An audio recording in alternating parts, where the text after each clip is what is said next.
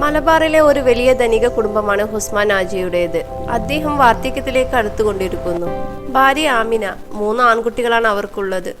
ഉസ്മാൻ ഹാജിയും ഭാര്യ ആമിനയും തുടക്കത്തിൽ അവരുടെ ജീവിതം വളരെ ബുദ്ധിമുട്ടുകളും ത്യാഗങ്ങളും നിറഞ്ഞതായിരുന്നു. ടൗണിലെ ഒരു ഒറ്റമുറിയിലെ ഒരു ചെറിയ തുണിക്കട നടത്തിയായിരുന്നു അദ്ദേഹം മക്കളെ പഠിപ്പിച്ചു വളർത്തിയത്. അദ്ദേഹത്തിന്റെ കഠിനാധ്വാനത്തിന്റെയും പ്രയത്നത്തിന്റെയും ഫലമായി ഇപ്പോൾ സ്വന്തമായി ഒരു വലിയ വീടും ടൗണിലൊരു ബിൽഡിങ്ങും പാടം, പറമ്പ്, അങ്ങനെ ഏക്കർ കണക്കിന് സ്വത്തുകളുണ്ട്. മക്കൾ 3 പേരും വിവാഹിതരാണ്. അങ്ങനെ മക്കളും മരുമക്കളും പേരക്കുട്ടികളും ഒന്നിച്ച് തന്റെ വാർദ്ധക്യ ജീവിതം നയിക്കുന്നു അദ്ദേഹം. ഭാര്യ ആമിന ചെറിയ ആരോഗ്യ പ്രശ്നങ്ങൾ ഉണ്ടെങ്കിലും അത് പുറത്തു കാണിക്കില്ല. അവൾ ഉസ്മാൻ ഹാജിക്ക് താങ്ങും തണലുമാണ്. മൂത്ത മകൻ നാസർ, അവൻ ഒരു പ്രവാസിയാണ്.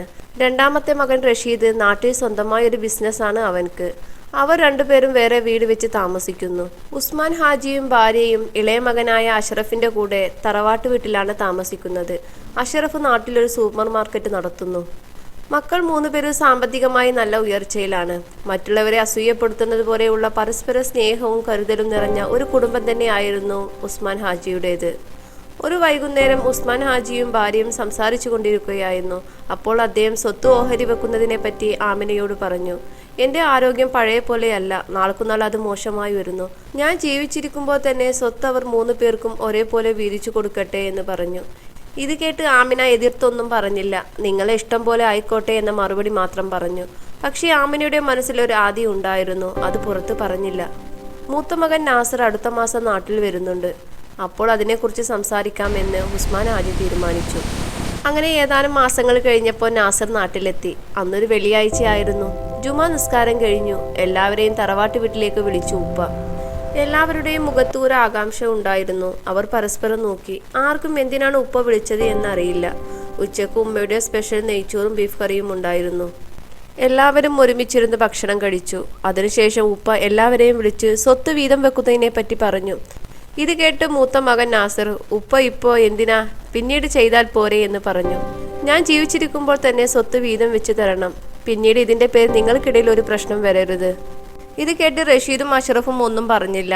പക്ഷേ മരുമക്കൾ പറഞ്ഞു, ഉപ്പ പറയുന്നതാണ് ശരി, ഇപ്പോൾ തന്നെ എഴുതി വെക്കുന്നത് നന്നായിരിക്കും. അങ്ങനെ ഒരു ദിവസം സ്വത്ത് വീതം വെക്കാൻ തീരുമാനിച്ചു. 3 പേർക്കും ഒരു പരാതിയും ഇല്ലാത്ത പോലെ തറവാട് വീട്, കടകൾ, പറമ്പ് എല്ലാം ഒരേപോലെ വീതിച്ചു കൊടുത്തു. അന്ന് മനസ്സിൽ നിന്ന് ഒരു വലിയ ഭാരം ഇറക്കി വെച്ചതുപോലെ ഉപ്പാക്ക് തോന്നി. ഒരു നെടുവീർപ്പോടെ ചാരുകസേരയിലിരുന്നു. തൊട്ടപ്പുറത്ത് ഉമ്മയും. തറവാട് വീട് ഇളയ മകനായ റഷീദിന്റെ പേരിലാണ്. ആ ദിവസം മുതൽ വീടിൽ മാറ്റം കണ്ടു തുടങ്ങി. ഇളയ മരുമകളായ മുംതാസിന്റെ സ്വഭാവത്തിലും സംസാരത്തിലും പഴയതുപോലെ ആയിരുന്നില്ല. ഒരു ദിവസം റഷീദിനോട് മുംതാസ് പറഞ്ഞു, ഉമ്മാക്കും ഉപ്പാക്കും പ്രായമായി, ഇടയ്ക്കിടയ്ക്ക് ഹോസ്പിറ്റൽ ചിലവെല്ലാം ഉണ്ട്. ഇപ്പോൾ സ്വത്തെല്ലാം കിട്ടിയല്ലോ, അവരെ എന്നും നമ്മുടെ കൂടെ നിർത്തണോ? ഹോസ്പിറ്റൽ ചിലവെല്ലാം കൂടും.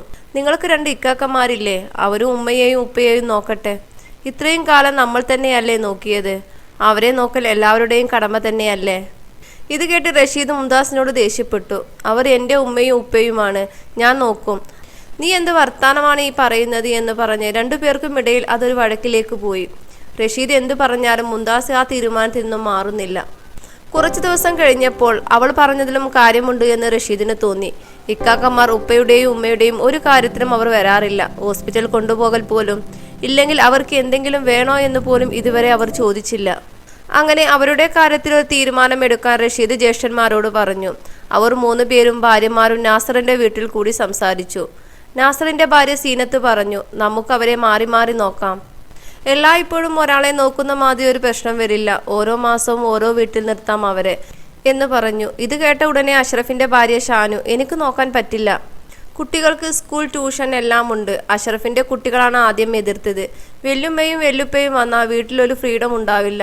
ശബ്ദമുണ്ടാക്കിയാൽ വഴക്ക് പറയും. അങ്ങനെ അവർ അവരുടെ ബുദ്ധിമുട്ട് പറഞ്ഞു. അവസാനം അവർ എല്ലാവരും ചേർന്ന് ഒരു തീരുമാനമെടുത്തു.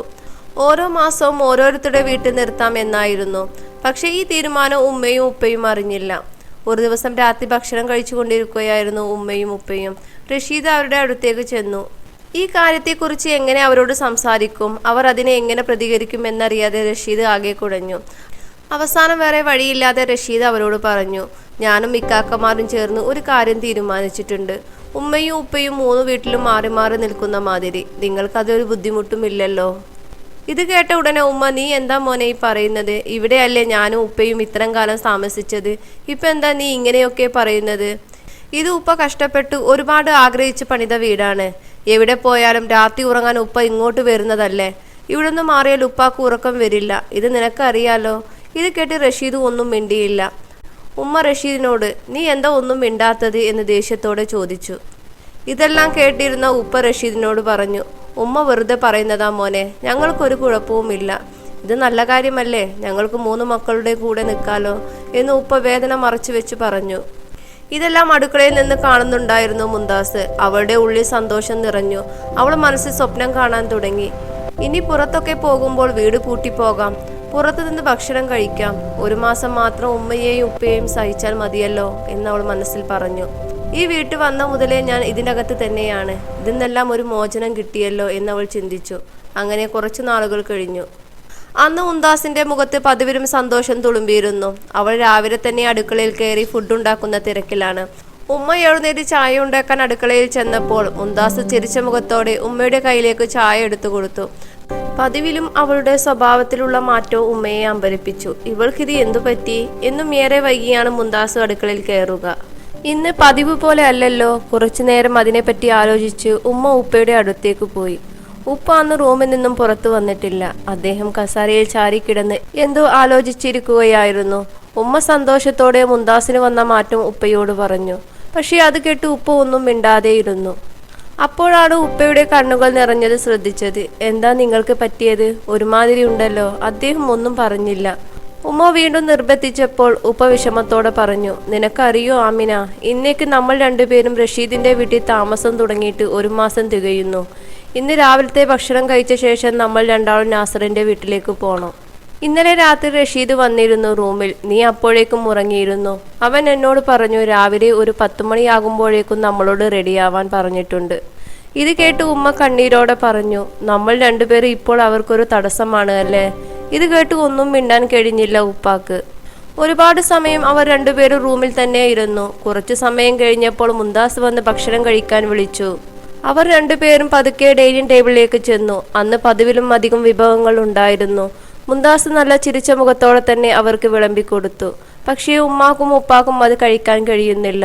അവർക്ക് ഭക്ഷണം തൊണ്ടയിൽ നിന്ന് ഇറങ്ങുന്നുണ്ടായിരുന്നില്ല. തൊട്ടപ്പുറത്ത് തന്നെ റഷീദ് തല താഴ്ത്തിയിരുന്ന് ഭക്ഷണം കഴിച്ചു. ആരും പരസ്പരം ഒന്നും സംസാരിക്കുന്നില്ല. ആകെ ഒരു നിശബ്ദത മാത്രം. ഉമ്മ റൂമിലെ ആ പഴയ തടി അലമാരയിൽ നിന്നും ഉമ്മയുടെ ഡ്രസ്സുകൾ എടുത്ത് ബാഗിൽ വെക്കാൻ തുടങ്ങി. ഇത് നോക്കി നിൽക്കാൻ മാത്രമേ ഉപ്പാക്ക് കഴിഞ്ഞുള്ളൂ. ഉമ്മ പറഞ്ഞു, നമ്മൾ ചോര നീരാക്കി ഉണ്ടാക്കിയ വീടാണ് ഇത്. ഇതിന്റെ ഓരോ മൂലയിലും നിങ്ങളുടെ വിയർപ്പാണ്.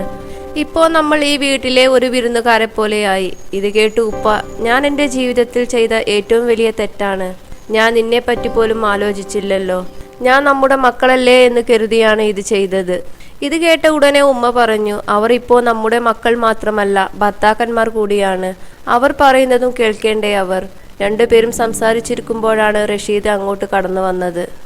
അവൻ താഴ്ന്ന സ്വരത്തിൽ പറഞ്ഞു, റെഡിയായെങ്കിൽ നമുക്ക് പോകാം. അവൻ നേരെ ബാഗും തൂക്കി നടന്നു.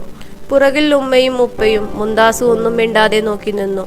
ഉമ്മയും ഉപ്പയും കണ്ണീരോടെ ആ തറവാട് വീട്ടിൽ നിന്നും ഇറങ്ങി കാറിൽ കയറി. ജീവൻ പറിച്ചെടുക്കുന്ന വേദനയാണ് അവർക്ക് തോന്നിയത്. റഷീദിന്റെ വീട്ടിൽ നിന്നും കുറച്ചു ദൂരം പോയാൽ മൂത്ത മകൻ നാസറിന്റെ വീട്ടിലേക്ക്. അതുകൊണ്ട് തന്നെ പെട്ടെന്ന് കാർ നാസറിന്റെ വീടിന്റെ മുമ്പിലെത്തി. കാറിൽ നിന്നും ഇറങ്ങിയ ഉമ്മാക്കും ഉപ്പാക്കും മുമ്പത്തെ പോലെയല്ല. ഇപ്പോൾ നാസറിന്റെ വീട് അവർക്ക് അപരിചിതമായാണ് തോന്നിയത്. കോളിംഗ് ബെല്ലടിച്ചതും നാസർ വന്ന് ഡോർ തുറന്നു. അസ്സലാമു അലൈക്കും എന്ന ചിരിച്ച മുഖത്തോടെ പറഞ്ഞു. എന്നാൽ നാസറിന്റെ ഭാര്യ സീനത്തിന്റെ മുഖത്ത് ആ സന്തോഷമുണ്ടായിരുന്നില്ല. അവൾ ഇവരെ കണ്ടതും നേരെ അടുക്കളയിലേക്ക് പോയി. റഷീദ് അവിടെ നിന്നും പെട്ടെന്ന് യാത്ര പറഞ്ഞ് ഇറങ്ങി. നാസർ സീനത്തിന്റെ മുഖത്തെ മാറ്റം മനസ്സിലാക്കി നേരെ അടുക്കളയിലേക്ക് ചെന്നു. അവൾ നല്ല ദേഷ്യത്തിലായിരുന്നു. നാസറിനെ കണ്ടതും അവൾ ഉറക്കെ പറഞ്ഞു, ഞാൻ ഇന്ന് മക്കൾക്ക് ലീവായതുകൊണ്ട് എൻ്റെ വീട്ടിൽ പോവാ എന്ന് കരുതിയതാണ്. എൻ്റെ അനിയത്തിയും മക്കളും എല്ലാവരും അവിടെ വന്നിട്ടുണ്ട്. ഇനി ഞാൻ ഇപ്പോൾ എങ്ങനെ പോകും? ഇത് കേട്ട് നാസർ, നീ ഒന്ന് പതുക്കെ പറയ് എന്ന് പറഞ്ഞു. എന്നാൽ ഇത് ഹാളിലിരുന്ന ഉമ്മയും ഉപ്പയും കേട്ടിരുന്നു. അവർ പരസ്പരം നോക്കി ഒന്നും മിണ്ടിയില്ല. കുറച്ചു കഴിഞ്ഞപ്പോൾ നാസർ ജ്യൂസുമായി വന്നു. സീനത്ത് ജോലി തിരക്കിലാണ് എന്ന് പറഞ്ഞു. അവൻ അവർക്കുള്ള റൂം കാണിച്ചു കൊടുത്തു. അടുക്കളയിൽ സീനത്ത് അവളുടെ ദേഷ്യമെല്ലാം പാത്രത്തിൽ തീർക്കുന്ന ശബ്ദം അവർ കേട്ടു. കുറച്ചു മാസങ്ങൾ കഴിഞ്ഞു. ഉമ്മയും ഉപ്പയും ഇപ്പോൾ 3 മക്കളുടെ വീട്ടിലും മാറി മാറി താമസിച്ചു. അതവർക്ക് പിന്നീട് ശീലമായി തുടങ്ങി. യഥാർത്ഥത്തിൽ ഇപ്പോൾ സ്വന്തമായി ഒരു വീട് പോലും ഇല്ലാതെ അഗതികളെ പോലെയായിരുന്നു അവർ. നാട്ടിലും ഇതൊരു സംസാര വിഷയമായി. ഒരു ദിവസം ഉമ്മ ഉപ്പയോട് കരഞ്ഞു പറഞ്ഞു, നമ്മുടെ വീട്ടിൽ ഞാൻ രാജ്ഞിയായിരുന്നു, ഇപ്പോൾ അതിഥിയേക്കാൾ താഴെ. ഉപ്പ ചിരിച്ചു പറഞ്ഞു, സഹിക്കൂ ആമിന, നമ്മുടെ മക്കളല്ലേ. പക്ഷേ ആ ചിരിയിലും വേദന ഉണ്ടായിരുന്നു. ഒരു മഴയുള്ള രാത്രി റഷീദിന്റെ വീട്ടിലുള്ളപ്പോൾ ഉപ്പാക്ക് നല്ല പനി വന്നു. ഹോസ്പിറ്റൽ കൊണ്ടുപോകാൻ ഉമ്മ പറഞ്ഞു. റഷീദ് ആണെങ്കിൽ പുറത്ത് നല്ല മഴയാണ്, വണ്ടി ഓടിക്കാൻ ബുദ്ധിമുട്ടാണ് ഉമ്മ, നാളെ രാവിലെ പോകാമെന്ന് പറഞ്ഞു. എന്നാൽ പനിയും കുറയുന്നില്ല. കൂടെ ഉപ്പാക്ക് ശ്വാസം മുട്ടും തുടങ്ങി. ഉമ്മ മറ്റു 2 മക്കളെയും വിളിച്ചു. അവരും നാളെ പോകാമെന്നായിരുന്നു മറുപടി. പക്ഷേ അവർക്ക് ഉപ്പയുടെ ജീവനേക്കാൾ ഉറക്കം വിലപ്പെട്ടതായിരുന്നു. ആ രാത്രി ഉമ്മ കണ്ണീരോടെ ഉപ്പയെ തടവിക്കൊടുത്തു. നേരം പുലരുവോളം ഇരുന്നു. രാവിലെ ഹോസ്പിറ്റൽ കൊണ്ടുപോയി. എന്നാൽ ഹോസ്പിറ്റൽ ബില്ലിനെ ചൊല്ലി മക്കൾ 3 പേരും തമ്മിൽ തർക്കമായി. ഇതെല്ലാം കേട്ടു നിന്നു അവർ. ഉമ്മയുടെ ദുആയുടെ ശക്തി കൊണ്ടു തന്നെ ഉപ്പ ഒരാഴ്ച കഴിഞ്ഞപ്പോൾ വീട്ടിലേക്ക് തിരിച്ചു വന്നു. ഈ കഥയിൽ ഉമ്മാക്കും ഉപ്പാക്കും അവസാനം എന്താണ് സംഭവിച്ചത്? ഇതിന്റെ ബാക്കി ഭാഗം പാർട്ട് 2-ൽ അറിയാം. അതുകൊണ്ട് മറക്കാതെ സബ്സ്ക്രൈബ് ചെയ്യുക, തൊട്ടടുത്തുള്ള ബെല്ലൈക്കൺ എനേബിൾ ചെയ്യുക.